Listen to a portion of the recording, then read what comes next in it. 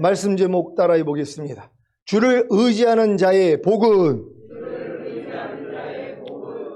하나님이 아들을 통해 주신 하나님의 새 이름인 예수를 형제들에게 선포하고 교회 중에서 찬송하셨습니까? 지난 시간에 아버지의 이름이 예수고 아들의 이름이 예수고 성령님의 이름이 예수라는 사실을 아셨을 것입니다.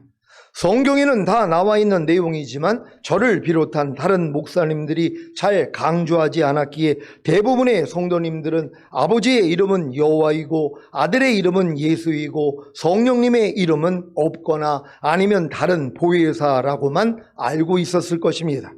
하지만 이제 주님 오시는 날이 가까운 시점에서 첫 열매로 들림받을 이기는 자들이 나오므로 하나님의 새 이름이 예수라는 사실을 깨닫게 되는 것입니다. 요한계시록 2장 17절입니다. 다 같이 읽습니다. 시작. 귀 있는 자는 성령이 교회들에게 하시는 말씀을 들을지어다. 이기는 그에게는 내가 감추었던 만나를 주고 또 흰돌을 줄 터인데 그 돌 위에 새 이름을 기록한 것이 있나니 받는 자밖에는 그 이름을 알 사람이 없느니라. 아멘. 여러분은 하나님의 새 이름이 예수라는 사실을 아셨습니까? 아버지의 이름도 예수, 아들의 이름도 예수, 성령님의 이름도 예수라는 사실을 아셨습니까? 다시 한번 성경으로 입증하겠습니다. 요한복음 5장 43절입니다. 다 같이 읽습니다. 시작. 나는 내 아버지의 이름으로 왔음에 너희가 영접지 아니하나 만일 다른 사람이 자기 이름으로 오면 영접하리라. 아멘. 예수님이 누구의 이름으로 왔다고요? 아버지의 이름으로 왔다는 것입니다. 그러면 아버지의 이름이 무엇입니까? 예수입니다. 요한복음 17장 11절입니다. 다 같이 읽습니다. 시작. 나는 세상에 더 있지 아니하오나 저희는 세상에 있사옵고 나는 아버지께로 가옵나니 거룩하신 아버지여 내게 주신 아버지의 이름으로 저희를 보존하사 우리와 같이 저희도 하나가 되게 하옵소서. 아멘. 내게 주신 아버지의 이름이 무엇입니까? 예수입니다. 요한복음 17장 26절입니다. 다 같이 읽습니다. 시작. 내가 아버지의 이름을 저희에게 알게 하였고 또 알게 하리니 이는 나를 사랑하신 사랑이 저희 안에 있고 나도 저희 안에 있게 하려 함이니이다. 아멘. 저희에게 알게 하셨고 또 알게 하시려는 아버지의 이름이 무엇입니까? 바로 예수입니다. 이제 아버지의 이름이 예수라는 사실을 아시겠습니까? 그러면 아들의 이름은 무엇입니까? 바로 예수입니다. 마태복음 1장 21절입니다. 다 같이 읽습니다. 시작. 아들을 낳으리니 이름을 예수라 하라. 이는 그가 자기 백성을 저희 죄에서 구원할 자이심이라 하니라. 아멘. 구약에서 스스로 계시는 하나님이신 여호와가 타락한 인류를 구원하기 위해 구원자로 오실 이름이 예수인데 그 이름을 아들에게 준 것입니다. 아들로 오신 하나님의 이름이 뭐라고요? 바로 예수입니다. 그러면 성령님의 이름은 무엇입니까? 바로 예수입니다. 요한복음 14장 26절입니다. 다 같이 읽습니다. 시작. 보혜사 곧 아버지께서 내 이름으로 보내실 성령 그가 너희에게 모든 것을 가르치시고 내가 너희에게 말한 모든 것을 생각나게 하시리라. 아멘. 보혜사 곧 아버지께서 내 이름으로 보내실 성령에서 내 이름이 무엇입니까? 아들의 이름인 예수입니다. 그래서 내 이름으로 보내실 성령의 이름이 바로 예수인 것입니다. 하나님이 아들에게 주신 아버지의 이름이 예수고 아들 하나님의 이름이 예수고 아버지께서 아들의 이름으로 보내실 성령 하나님의 이름도 예수입니다. 이해가 되십니까? 그래서 주님이 승천하시기 전에 제자들에게 마태복음 28장 19절 그러므로 너희는 가서 모든 족속으로 제자를 삼아 아버지와 아들과 성령의 이름으로 세례를 주고라고 명령하신 그 명령에 순종해서 제자들이 예수 그리스도의 이름으로 세례를 준 것입니다. 사도행전 2장 38절입니다. 다 같이 읽습니다. 시작. 베드로가 가로되 너희가 회개하여 각각 예수 그리스도의 이름으로 세례를 받고 죄사함을 얻으라. 그리하면 성령을 선물로 받으리니. 아멘. 사도행전 19장 5절입니다. 다 같이 읽습니다. 시작. 저희가 듣고 주 예수의 이름으로 세례를 받으니. 아멘. 아니 제자들이 예수님한테 분명히 들었잖아요. 아버지와 아들과 성령의 이름으로 세례를 주라는 거예요. 그러니까는 뭐예요? 우리가 예전에 우리의 관념은 아버지의 이름은 여호와고 아들의 이름은 예수고 성령 이름은 다른 보혜사 요 정도로 알았단 말이에요. 그러니까 세례를 줄 때 어떻게 세례를 줬어요? 성부와 성자와 성령의 이름으로 세례를 베푸노라. 저도 이 내용을 몰랐을 때는 개척한 다음에 한 10여 년 동안 이렇게 세례를 줬단 말이에요. 근데 성경은 뭐라고 그래요? 다 주 예수의 이름으로 세례를 준단 말이에요. 아니 의문이 나지 않아요? 아니 분명히 아버지와 아들과 성령의 이름으로 세례를 주라고 그래서 우리는 다 성부와 성자와 성령의 이름으로 세례를 줬는데 아니 왜 사도들은 주 예수의 이름으로 세례를 주단 말이에요. 바로 아버지와 아들과 성령의 이름이 주 예수 안에서 통일된 걸 알았다는 것이란 말이에요. 예전에는 이제 주님의 이름으로 기도를 하면 아이고 우리가 아들만 부르고 아버지와 성령은 안 부르니까 섭섭해 하실 거야. 그러니까 어쩔 때는 뭐예요? 아버지도 불렀다가 성령님도 불렀다가 왔다 갔다 했단 말이에요. 또 어떤 분은 아버지께만 기도하다가 아이고 예수님이 좀 서운해 하실까 봐 그래서 주님의 이름으로도 기도하고 성령님의 이름으로도 기도를 했단 말이에요. 또 어떤 사람들은 아니 성령의 이름으로만 기도하다가 아이고 내가 성령님만 찾으면 아버지도 좀 섭섭해 하시고 아들 성자 예수님도 섭섭해 하시니까 같이 불러드렸단 말이에요. 근데 지금은 뭐예요? 주 예수의 이름 안에 아버지와 아들과 성령이 함께하고 있는 걸 아는 믿음이 왔다는 것이란 말이에요. 그러니까 우리는 지금 주 예수를 부르면 누구를 부르는 거예요? 성삼위일체 하나님을 부르는 것이란 말이에요. 그래서 우리는 지금 주 예수의 이름으로 기도를 하며 왜 응답을 하시냔 말이에요. 아버지와 아들과 성령의 이름이 하나가 된 걸 믿고 기도하기 때문이란 말이에요. 그래서 여러분들은 주 예수의 이름 안에 아버지와 아들과 성령이 포함되어 있다는 걸 알고 기뻐하고 감사할 수 있는 여러분 되시기를 바랍니다. 이제부터 여러분이 예수 그리스도의 이름으로 기도할 때는 그 이름 안에 아버지와 아들과 성령님의 이름이 다 포함되기에 진정한 기도가 되는 것입니다. 아버지와 아들과 성령님의 이름 예수 이름을 부를 때마다 그 안에 계신 아버지와 아들과 성령님이 함께 화답하실 것을 생각하니 너무 가슴이 벅차고 기쁘고 행복합니다. 저도 예전에 예수여 주 예수여 하고 부를 때는 십자가에 못 박혀 죽으시고 나의 죄 때문에 피 흘리신 아들 예수님만 생각했는데 이제는 예수여 주 예수여 하는 고백 안에 아버지와 아들과 성령님이 다 포함되기에 놀랍고 감사할 뿐입니다. 로마서 10장 13절에 누구든지 주의 이름을 부르는 자는 구원을 얻으리라는 말씀이 여러분에게 임하셔서 죄와 사망에서의 구원뿐만이 아니라 가난과 질병과 저주와 실패와 환난에서도 구원을 받으시기를 바랍니다. 특히 아버지와 아들과 성령님의 이름인 예수 곧 주의 이름을 부름으로 로마서 10장 12절에 유대인이나 헬라인이나 차별이 없음이라 한 주께서 모든 사람의 주가 되사 저를 부르는 모든 사람에게 부여하시도다는 말씀같이 부여해지시기를 바랍니다. 사랑하는 시온의 성도 여러분, 요즘에 주님의 이름을 높이고 의지하며 잘 따르고 계십니까? 예수님을 자신의 구세주와 왕으로 영접했음에도 불구하고 주님을 따르지 않는다면 사실은 아직 예수님을 자신의 구세주와 왕으로 영접한 것이 아닙니다. 예수님을 자신의 구세주와 왕으로 영접했다면 반드시 예수님을 섬길 것입니다. 여러분은 예수님을 섬기고 계십니까?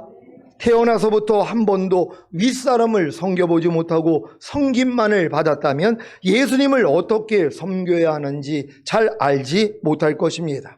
자녀는 부모를 섬기고 아내는 남편을 섬기고 학생은 선생님을 섬기고 젊은이는 노인을 섬기고 부하는 상사를 섬기고 직원은 사장님을 섬기고 종업원은 손님을 섬기고 신자는 목사님을 섬기는 훈련만 되어 있어도 부모는 자녀를 섬기고 남편은 아내를 섬기고 선생님은 학생을 섬기고 노인은 젊은이를 섬기고 상사는 부하를 섬기고 사장님은 직원을 섬기고 손님은 종업원을 섬기고 목사님은 신자를 섬기는 훈련만 되어 있어도 예수님을 섬기는 것은 어려운 일이 아닙니다. 섬기는 것이 무엇입니까? 바로 순종하며 따르는 것입니다. 여러분 예수님을 섬기고 계십니까? 예수님의 말씀에 순종하며 따르고 계십니까? 여러분이 예수님을 섬김으로 예수님의 말씀에 순종하고 따를 때 어떤 축복이 있는지 아십니까? 주님이 통치하시는 천년왕국에서 함께 왕노릇할 것이고 아버지 하나님께 귀히 여김을 받을 것입니다.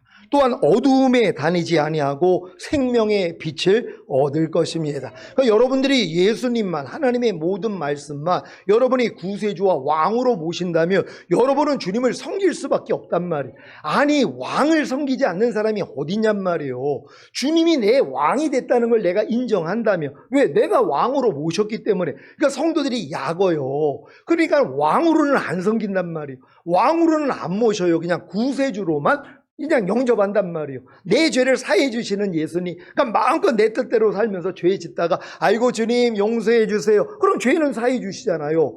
그 예수님만 믿는 게 편한 거예요, 사람들은. 그러니까 절대로 왕으로는 안 모신단 말이에요. 그러니까 뭐예요? 왕으로 모셔야 하나님의 모든 말씀을 섬길 거 아니에요. 항상 기뻐하는 말씀을 여러분이 왕으로 모셔야 섬길 거란 말이에요. 섬긴다는 건 뭐예요? 여러분이 순종하고 따르는 것이란 말이에요. 근데 많은 사람은 죽을 때까지 항상 기뻐하려는 말씀은 왕으로 영접을 안 해요. 염려하지 말라는 말씀조차도, 오른편 맞으면 왼편 돌리라는 말씀조차도, 누가 너를 핍박하면 저주하지 말고 축복하라는 이 말씀조차도 왕으로는 영접 안 한단 말이에요. 왜? 왕으로 영접하면 내가 순종해야 되거든요. 그러니까 내가 왕으로 영접했는데 어떻게 순종을 안 할 수가 있냔 말이에요. 그러니까 편안하게 뭐예요? 그 말씀은 영접하지 않는단 말이에요. 그러니까 내가 쉽게 순종할 수 있는 말씀은 영접할 수 있지만 내 생각으로 좀 어려운 말씀들은 순종을 안 해요. 그러니까는 편안하게 사는 거란 말이에요. 근데 이런 분들이 어떻게 천년왕국에 들어가냔 말이에요. 어떻게 쳐들매로 휴거되냔 말이에요. 나의 왕됨을 거절한 자들을 다 죽이라고 신령할 때 다 남겨져서 순교해야 된단 말이에요. 어떤 사람들이요? 나의 왕됨을 거절한 자들이요. 하나님의 모든 말씀이 왕이 돼야 되는데 어떤 말씀은 내가 거절을 한단 말이에요. 왜? 아니 그대로 살리니까 내가 힘이 드니까. 그러니까 내가 이 하나님 말씀대로 순종하려니까 내가 힘들고 괴로우니까 안 해버린단 말이에요. 그러니까 요 사람들은 뭐예요? 나의 왕됨을 거절한 거잖아요. 그러니까 남겨져서 순교해야지 구원을 받는 거예요. 그러니까 현명한 사람은 뭐예요? 나도 주님을 위해서 내 목숨을 버리는 거예요. 주님도 나를 위해 자기 목숨을 버린 것처럼 나도 주님을 위해 하나님의 모든 말씀 하나하나를 순종하기 위해 내 목숨, 내 자아, 내 생각, 감정, 의지를 죽여버린단 말이에요. 그러니까 나는 매일 죽노라 고백하고 사는 게 가장 높은 수준이란 말이에요. 여러분 다 이 수준으로 살 수 있는 여러분 되시기를 바랍니다. 요한복음 12장 26절입니다. 다 같이 읽습니다. 시작. 사람이 나를 섬기려면 나를 따르라. 나 있는 곳에 나를 섬기는 자도 거기 있으리니 사람이 나를 섬기며 내 아버지께서 저를 귀히 여기시리라. 아멘. 여러분 아버지 하나님이 여러분을 귀히 여기시기를 여러분 원하십니까? 그럼 여러분이 주님만 섬기고 따르면 되는 거예요. 하나님 말씀대로 사는 사람을 하나님이 최고로 여긴단 말이에요. 여러분이 무슨 하나님 앞에 몇 억을 드리고 집을 팔고 이거 원하는 게 아니에요. 하나님은 하나님 말씀을 여러분이 순종하고 따르는 걸 최고로 여긴단 말이에요. 한 말씀 한 말씀을 그 대신 왕으로는 모셔야 될 거 아니에요. 그래야지 왕 대신 말씀에 순종할 수 있다는 걸 믿으시기를 바랍니다. 요한복음 8장 12절입니다. 다 같이 읽습니다. 시작. 예수께서 또 일러 가라사대 나는 세상의 빛이니 나를 따르는 자는 어두움에 다니지 아니하고 생명의 빛을 얻으리라. 아멘. 여러분 주님이 여러분에게 세상의 빛이 되셨습니까? 하나님의 모든 말씀이 세상의 빛이란 말이에요. 그럼 여러분들이 뭐예요? 그 빛 가운데 여러분이 행하면 그 빛을 여러분이 쫓아가면 여러분 안에 이제는 어둠이 없단 말이에요. 빛 가운데 순종하고 있으니까. 근데 많은 사람은 뭐예요? 여전히 어둠이에요. 염려하는 어둠, 불평하는 어둠, 미워하는 어둠, 항상 기뻐하지 않는 어둠, 쉬지 말고 기도하지 않는 어둠, 범사에 감사하지 않는 어둠 속에서 있단 말이에요. 왜요? 빛 가운데 행하지 않으니까. 순종해야지 빛 가운데 나가는 거란 말이에요. 빛의 아들들을 데리러 오잖아요. 그러니까 여러분 어찌하든 여러분 안에 어둠이 하나도 없어야 돼요. 그러니까는 이 새 예루살렘 안에는 밤이 없다 그러잖아요. 그러니까 여러분 안에도 뭐예요? 이제는 밤이 없어야 돼요. 어둠이 없어야 돼요. 비진리가 없어야 돼요. 순종하지 못하는 말씀이 하나도 없어야 돼요. 왜? 이들이 흠이 없는 자란 말이에요. 완전한 자들, 이들을 데리러 오는 거예요. 이들이 천년 동안 왕노릇한단 말이에요. 아무나 왕노릇하는 게 아니란 말이에요. 반드시 이 길을 갈 수 있는 여러분 되시기를 바랍니다.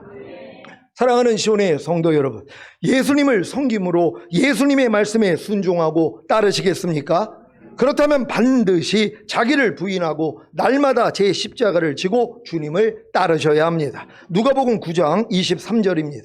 다 같이 읽습니다. 시작. 또 무리에게 이르시되 아무든지 나를 따라오려거든 자기를 부인하고 날마다 제 십자가를 지고 나를 쫓을 것이니라. 아멘. 이들만 휴거가 된단 말이에요. 그러니까 주님을 따르기 위해서 나를 부인하고 제 십자가를 지고 주님을 따라야 되는데, 근데 누가 신앙생활하면서 이런 신앙생활을 하냔 말이에요. 아니, 하나님의 말씀을 순종하기 위해서 자기 자아를 죽이는 사람이 얼마나 있냔 말이에요. 그렇게 염려하지 말라, 두려워하지 말라 그래도 또 염려하고 또 두려워하고 있잖아요. 우리의 모습이 그렇지 않습니까? 아무리 미워하지 말라 그래도, 모든 일을 원망과 시비가 없이 하라 그래도, 살아도 주를 위해 살고 죽어도 주를 위해 죽으라고 해도 순종을 안 한단 말이에요. 왜요? 내 자아가 있기 때문이란 말. 그러니까 내 자아를 살리기 위해서 주님을 죽이고 있어요. 하나님의 말씀을 죽이고 있어요. 이런 사람들이 어떻게 휴거가 되냔 말. 그러니까 우리는 주님의 말씀에 순종하기 위해서 나를 죽여야 되는 것이란 말이에요. 이들만이 주님을 따르는 사람들이에요. 이들을 데리러 오는 거예요. 여러분 다 이 주인공들 되시기를 바랍니다. 교회 다니는 것이, 종교 활동하는 것이, 주님을 따르는 것이 아닙니다. 주님을 따르는 것이란 날마다 자기를 부인하는 제 십자가를 지는 것입니다. 자기를 부인하는 것이 제 십자가를 지는 것임을 아시겠습니까? 이것이 바로 주님을 따르는 것입니다. 반대로 자기를 부인하지 않으므로 제 십자가를 지지 않는다면 주님을 따르는 것이 아닙니다. 제 십자가를 지고 주님을 따르는 일인 자기를 부인하는 것이 무엇입니까? 여기서 말하는 자기란 옛사람, 혼의 생명의 표현인 육신을 말하는데, 이 육신 안에는 언짢거나 못마땅하여 신경질을 내는 나쁜 요소인 성질과 자기의 감정이나 이해관계를 기준으로 생각하고 행동하는 자기 본의와 자신의 능력과 판단과 지식 등을 과대평가하는 심리적 경향을 가진 자기 과신과 자신이나 자신과 관련 있는 것을 스스로 우쭐거리며 뽐내는 자만인 자아와 타고난 좋은 요소인 기질이 있습니다.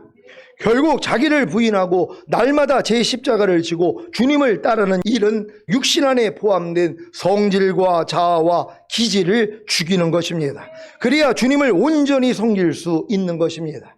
육신 안에 포함된 언짢거나 못마땅하여 신경질을 내는 나쁜 요소인 성질과, 성질머리라 그러잖아요. 자기의 감정이나 이해관계를 기준으로 생각하고 행동하는 자기 본의와 자신의 능력과 판단과 지식 등을 과대평가하는 심리적 경향을 가진 자기 과신과 자신이나 자신과 관련 있는 것을 스스로 울줄거리며 뽐내는 자만인 자아와 타고난 좋은 요소인 기질을 죽이지 않으면서도 여러분이 예수님을 섬김으로 예수님의 말씀에 순종하고 따를 수 있겠습니까?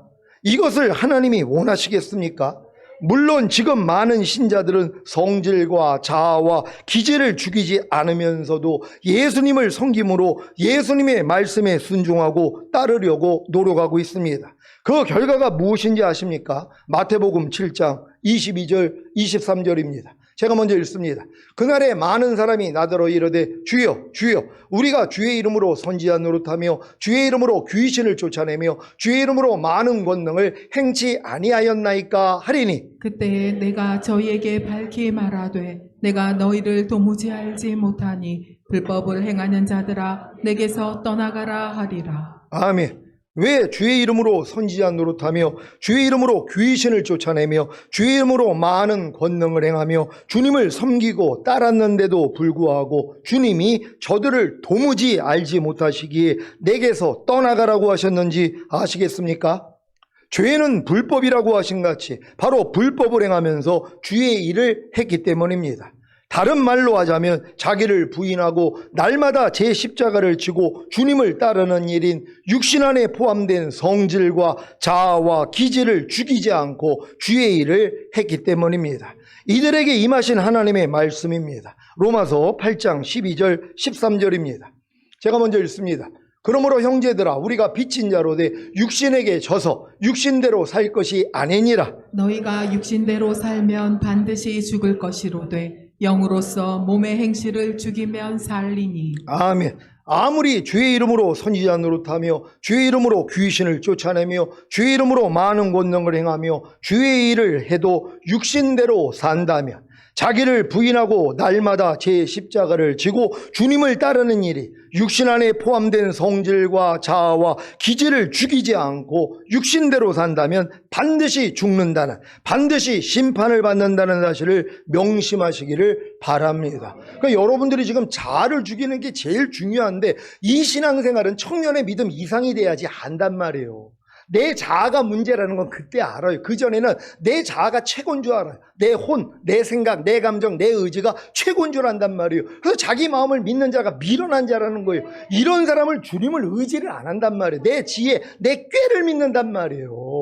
그러니까 자기 마음을 믿는 자가 그렇게 미련한 자라 그래도 다 자기 마음, 자기 생각, 잠정, 의지를 믿는단 말이에요. 그러니까 하나님이 이걸 깨뜨리기 위해서 연단하시는 거예요. 그래서 여러분의 혼을 다 깨버린단 말이에요. 그러니까 뭐예요? 절름발이가 되는 거예요. 절름발이는 뭐예요? 지팡이 없이는 못 사는 거예요. 그러니까 얍곡 강가에서 이 환도뼈를 쳐가지고 야곱의 다리를 문질러 버려야지 그 다음부터는 뭐예요? 혼자 못 건단 말이에요. 절름발이가 되니까 지팡이를 의지해야지 걸을 수 있는 존재가 되는 거예요. 그러니까 하나님도 뭐예요? 여러분을 깨트려 버린단 말이에요. 그 움직일 때 뭐예요? 항상 지팡이가 있어야 돼요. 지팡이 되시는 주님이 여러분 지팡이 되셨습니까? 주님이 여러분을 인도하시는 분이란 말이에요. 여러분이 저는 자가 됐으니까 주님만 부르는 거예요. 왜 여러분이 지난 한 주간 동안 주님을 안 불렀냔 말이에요. 다리가 안 부러졌거나 아니면 그냥 절구 다니는 거예요. 그냥. 왜? 다 저니까. 그러니까 절구 있어도 다 저니까 아유 나만 저러 이런 생각을 안 해요. 다 절름발이 세상에서는 온전하게 걷는 사람이 병신이에요. 그렇잖아요. 다 절름발이네. 나만 제대로 걸어요. 그러면 저거 이상하네. 아니 왜 우린 절름발인데 저거는 왜 저렇게 제대로 걸어? 저거 이상한 거 아니야? 그런단 말이에요.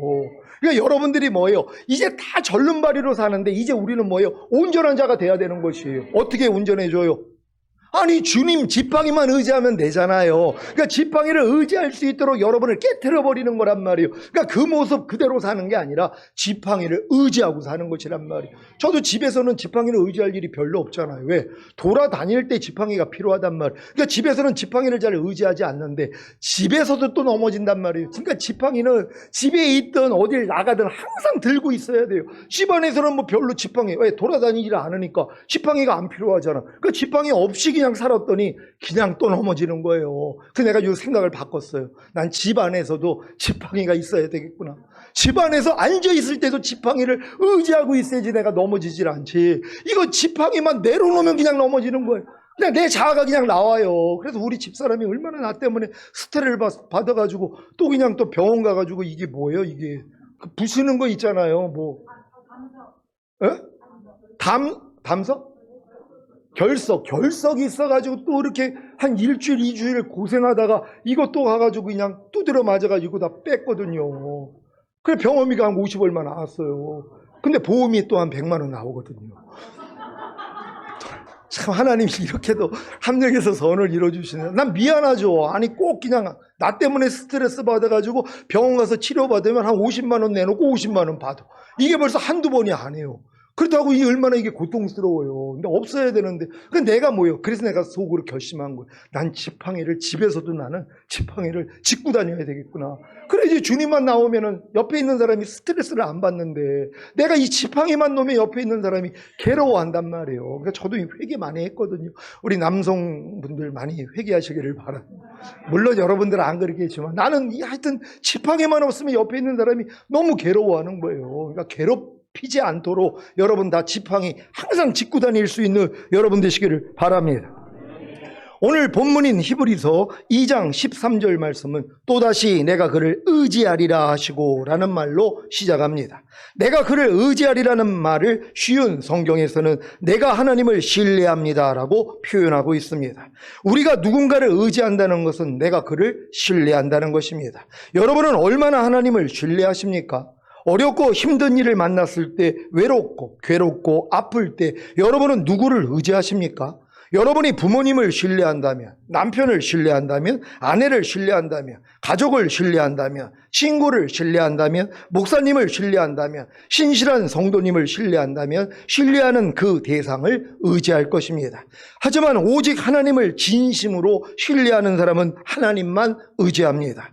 여러분은 어렵고 힘든 일을 만났을 때, 외롭고 괴롭고 아플 때 가장 먼저 하나님을 의지하십니까? 예레미야 17장 5절로 8절입니다. 제가 먼저 읽습니다. 나 여호와가 이같이 말하노라. 무릇 사람을 믿으며 혈육으로 그 권력을 삼고 마음이 여호와에게서 떠난 그 사람은 저주를 받을 것이라. 그는 사막의 떨기나무 같아서 좋은 일에 오는 것을 보지 못하고 광야 간주한 곳 건건한 땅 사람이 거하지 않는 땅에 거하리라.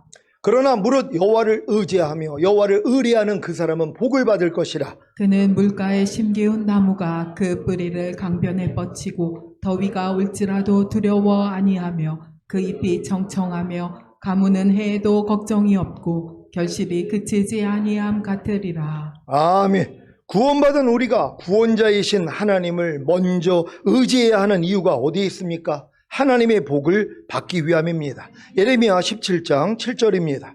다 같이 읽습니다. 시작. 그러나 무릇 여호와를 의지하며 여호와를 의뢰하는 그 사람은 복을 받을 것이라. 아멘. 어떤 복을 받습니까? 예레미야 17장 8절입니다. 다 같이 읽습니다. 시작. 그는 물가에 심기운 나무가 그 뿌리를 강변에 뻗치고 더위가 올지라도 두려워 아니하며 그 잎이 청정하며 가무는 해에도 걱정이 없고 결실이 그치지 아니함 같으리라. 아멘. 여호와를 의지하는 사람은 물가에 심기운 나무가 그 뿌리를 강변에 뻗친 것과 같습니다. 그래서 더위가 올지라도 두려워 아니하며 그 잎이 청청하며 가무는 해에도 걱정이 없고 결실이 그치지 않는 복을 받는 것입니다. 여러분은 여호와를 의지하십니까? 여호와를 의지한다는 것은 하나님의 말씀을 의지하는 것입니다. 하나님의 말씀을 의지한다는 것은 그 말씀의 뿌리를 깊이 내리는 것입니다. 항상 기뻐하라. 쉬지 말고 기도하라. 범사에 감사라는 말씀에 뿌리를 깊이 내리고 계십니까? 그렇다면 반드시 더위가 올지라도 두려워 아니하며 그 입이 청청하며 가무는 해에도 걱정이 없고 결실이 그치지 않는 복을 받을 것입니다. 그런데 여호와를 의지하지 않는 자, 곧 예수 그리스도를 의지하지 않고 마음이 주님께 떠난 자는 저주를 받습니다. 하나님께 저주를 받는 마음이 주님께 떠난 자는 어떤 사람입니까? 바로 사람을 믿으며 혈육으로 곧 자신의 육신으로 권력을 삼는 자입니다. 육신이 무엇이라고 했습니까? 영혼의 현신이 육신이고 이 육신의 표현이 성질과 자아와 타고난 기질이라고 했습니다. 혈육으로 곧 자신의 육신으로 권력을 삼는 자란 바로 언짢거나 못마땅하여 신경질을 내는 나쁜 요소인 성질과 자기의 감정이나 이해관계를 기준으로 생각하고 행동하는 자기 본의와 자기의 능력과 판단과 지식 등을 과대평가하는 심리적 경향을 가진 자기 과신과 자신이나 자신과 관련 있는 것을 스스로 우쭐거리며 뽐내는 자만인 자아와 타고난 좋은 요소인 기질을 죽이지 않고 도리어 자신의 권력으로 삼아 성질과 자아와 타고난 기질을 사용하는 사람입니다. 이렇게 자기 육신을 따라 사는 자, 곧 자신의 육신으로 권력을 삼는 자는 사막의 떨기나무 같아서 좋은 일에 오는 것을 보지 못하고 광야 간조한 곳 건건한 땅, 사람이 거하지 않는 땅에 거하게 되는 저주를 받게 될 것입니다. 사랑하는 시온의 성도 여러분, 사람을 믿고 의지하지 마시고 혈육으로 곧 자신의 육신으로 권력을 삼지 마십시오. 오직 하나님만을, 하나님의 말씀만을 의지하시고 신뢰하시기를 바랍니다. 이 말씀을 듣고 그러면 목사님도 믿고 의지하면 안 되겠네요 라고 하실 분이 계십니까? 저를 시온교회 담임 목사로 세우신 분이 바로 하나님이라는 사실을 믿는 분들은 신뢰하셔도 됩니다. 이런 분들에게는 도리어 이 말씀들이 이루어질 것입니다. 역대하 20장 20절을 한글 킹제임스로 읽겠습니다. 다 같이 읽습니다. 시작. 백성들이 아침에 일찍 일어나서 스코와 광야로 나아가니라. 그들이 나가고 있는데 여호사밧이 서서 말하기를 오 유다와 예루살렘 거민들아 내 말을 들으라. 너희는 주 너희 하나님을 믿으라. 그리하면 너희가 견고하게 되리라. 그의 선지자들을 믿으라. 그리하면 너희가 성공하리라 하더라. 아멘. 여러분은 성공하기를 원하십니까? 그렇다면 주님이 세운 선지자들을 믿으면 됩니다. 선지자가 무엇입니까? 선지자는 히브리어 나비에서 유래한 말로 하나님으로부터 부름을 받아 그분의 뜻을 대변하는 자를 뜻합니다. 구약의 선지자는 하나님의 말씀을 해석하거나 가감없이 하나님의 말씀을 그대로 백성에게 전하는 역할을 수행했습니다. 이들은 주로 이스라엘 백성의 죄를 지적하고 회개를 촉구하며 하나님의 공의와 사랑을 알리는 중재자였습니다. 신약에도 선지자가 있는 것을 아십니까? 지금 교회에도 선지자가 있는 것을 아십니까? 많은 신자들은 선지자는 구약에만 있는 줄로만 알고 사도는 예수님이 직접 세운 12명의 사도와 바울만 사도라고 인정합니다. 과연 그럴까요? 사도행전 11장 25절로 28절입니다. 제가 먼저 읽습니다. 바나바가 사울을 찾으러 다소에 가서 만남에 안디옥에 데리고 와서 둘이 교회에 1년간 모여 있어 그 무리를 가르쳤고 제자들이 안디옥에서 비로소 그리스도인이라 일컬음을 받게 되었더라. 그때 선지자들이 예루살렘에서 안디옥에 이르니 그 중에 아가보라 하는 한 사람이 일어나 성령으로 말하되 천하가 크게 흉년 들리라 하더니 글라우디오 때에 그렇게 되니라. 아멘. 성령으로 말한 아가보가 누구입니까? 바로 선지자입니다. 사도행전 21장 10절, 11절입니다. 제가 먼저 읽습니다. 여러 날 있더니 한 선지자 아가보라 하는 이가 유대로부터 내려와서 우리에게 와서 바울의 띠를 가져다가 자기 수족을 잡아매고 말하기를 성령이 말씀하시되 예루살렘에서 유대인들이 이같이 이 띠 임자를 결박하여 이방인의 손에 넘겨주리라 하거늘. 아멘. 사도행전 15장 22절입니다. 다 같이 읽습니다. 시작. 이에 사도와 장로와 온 교회가 그 중에서 사람을 택하여 바울과 바나와 함께 안디옥으로 보내기를 가결하니 곧 형제 중에 인도자인 바사바라 하는 유다와 실라더라. 아멘. 안디옥에 파송된 유다와 실라가 누구입니까? 바로 선지자입니다. 사도행전 15장 32절입니다. 다 같이 읽습니다. 시작. 유다와 실라도 선지자라. 여러 말로 형제를 권면하여 굳게 하고. 아멘. 바울 당시에도 선지자들이 있었던 것을 아시겠습니까? 사도행전 13장 1절입니다. 다 같이 읽습니다. 시작. 안디옥 교회 선지자들과 교사들이 있으니 곧 바나바와 니게르라 하는 시므온과 고레네 사람 루기오와 분봉왕 헤롯의 젖동생 마나임과 및 사울이라. 아멘. 안디옥 교회는 이방인에게 복음을 전파한 최초의 교회 중 하나입니다. 이 안디옥 교회에 선지자들과 교사들이 있었는데 이들이 바로 바나바와 느게르라 하는 시므온과 구레네 사람 루기오와 분봉왕 헤롯의 젖동생 마나임과 및 사울 즉 바울입니다.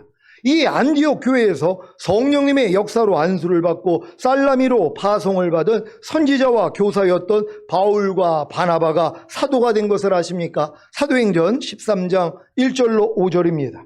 제가 먼저 읽습니다. 안디옥 교회에 선지자들과 교사들이 있으니 곧 바나바와 니게르라 하는 시므온과 고레네 사람 루기오와 분봉왕 헤롯의 젖동생 마나임과 및 사울이라. 주를 섬겨 금식할 때에 성령이 가라사대 내가 불러 시키는 일을 위하여 바나바와 사울을 따로 세우라 하시니 이에 금식하며 기도하고 두 사람에게 안수하여 보내니라. 두 사람이 성령의 보내심을 받아 실루기아에 내려가 거기서 배 타고 구브로에 가서 다 같이 살라미에 이르러 하나님의 말씀을 유대인의 여러 회당에서 전할세 요한을 수종자로 두었더라. 아멘. 사도행전 13장 43절입니다. 다 같이 읽습니다. 시작. 폐해한 후에 유대인과 유대교에 입교한 경건한 사람들이 많이 바울과 바나바를 쫓으니 두 사도가 더불어 말하고 항상 하나님의 은혜 가운데 있으라 권하니라. 아멘. 분명히 바울과 바나바를 두 사도라고 하지 않았습니까? 바나바도 사도입니다. 사도행전 14장 1절로 7절입니다. 제가 먼저 읽습니다. 이에 이고니온에서 두 사도가 함께 유대인의 회당에 들어가 말하니 유대와 헬라의 허다한 무리가 믿더라. 그러나 순종치 아니하는 유대인들이 이방인들의 마음을 선동하여 형제들에게 악감을 품게 하거늘 두 사도가 오래 있어 주를 힘입어 담대히 말하니 주께서 저희 손으로 표적과 기사를 행하게 하여 주사 자기 은혜의 말씀을 증거하시니 그 성내 무리가 나뉘어 유대인을 쫓는 자도 있고 두 사도를 쫓는 자도 있는지라.